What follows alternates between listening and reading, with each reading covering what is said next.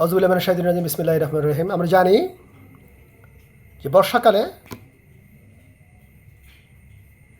সাপের উপদ্রব খুব বেশি হয়, বিশেষ করে যখন মাঠ ঘাট সব পানিতে ভরে যায়, তখন সাপগুলো পাগল হয়ে বাড়ির দিকে ছুটে আসে। ইয়েস, যখন মাঠ ঘাট সব পানিতে ভরে যায় তখন সাপগুলো পাগল হয়ে বাড়ির দিকে বা ঘরের দিকে ছুটে আসে। তো কীভাবে সাপ তাড়াবো আমরা?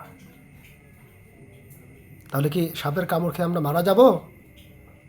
না, প্রশ্নই আসে না। তাহলে কি কাজ করা যায়? কয়েকটা কাজ করা যেতে পারে।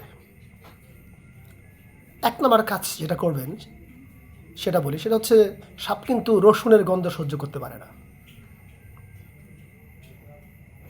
তাহলে আমরা কি করতে পারি? বাড়িতে রসুন রাখবো বেশি করে, এবং প্রয়োজনে 1 থেকে 2টা রসুন সাপ যেই স্থান দিয়ে বাড়িতে ঢুকবে ওই জায়গায় আমরা রাখতে পারি। আরেকটা কাজ আমরা করতে পারি, সেটা হচ্ছে সাপ কিন্তু পেঁয়াজের গন্ধ সহ্য করতে পারে না।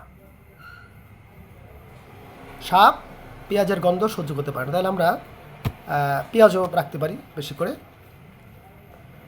আরেকটা কাজ করা যেতে পারে, সেটা হচ্ছে ন্যাপথলিন। ন্যাপথলিনের একটি উগ্র গন্ধ রয়েছে, যে গন্ধটা সাপ সহ্য করতে পারে না একেবারেই। তা বাড়িতে আমরা ন্যাপথলিন রাখতে পারি। ফাইনালি যে কাজটা আমরা করতে পারি বা আপনারা করবেন